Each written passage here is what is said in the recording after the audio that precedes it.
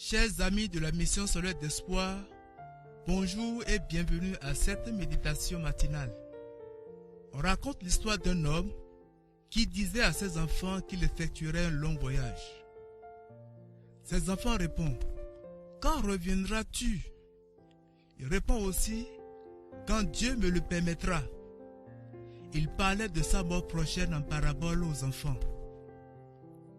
Jésus commença à montrer à ses disciples qu'il fallait qu'il aille à Jérusalem et qu'il souffre beaucoup de la part des anciens, des principaux sacrificateurs et scribes, et qu'il soit ressuscité le troisième jour.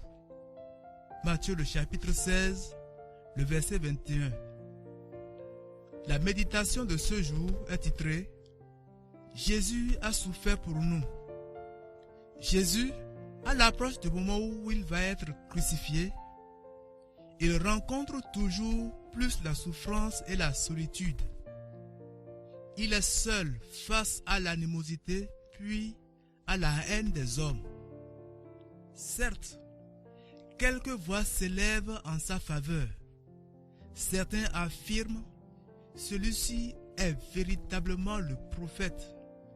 D'autres « celui-ci est le Christ ». Jean le chapitre 7, le verset 41. Nicodème, un membre du tribunal juif, a tenté de prendre sa défense, mais toutes voix sont vite écrasées et Jésus reste seul. Il est trahi par un disciple, renié par d'autres, puis pardonné par tous. Il avait su à l'avance: vous me laisserez seul. Jean 16, 32.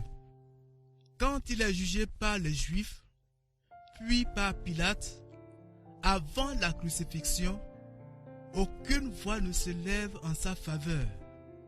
Aucun ami ne défend sa cause. Il n'a aucun avocat. Que s'est-il passé dans l'âme du Seigneur? Quelques paroles des psaumes le dévoilent.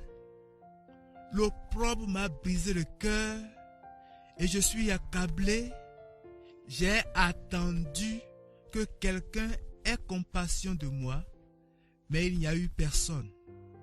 La détresse est proche, car il n'y a personne qui secoue. Tout refuge est perdu pour moi. Il n'y a personne qui s'inquiète de mon âme. Jésus reste alors lié à son Dieu et Père. Et je ne suis pas seul, car le Père est avec moi. Jean le chapitre 16, le verset 32. Mais sur la croix, Jésus devra s'écrier: mon Dieu, pourquoi m'as-tu abandonné? Marc le chapitre 15, le verset 34. Il s'était chargé des péchés de ceux qui croient en lui.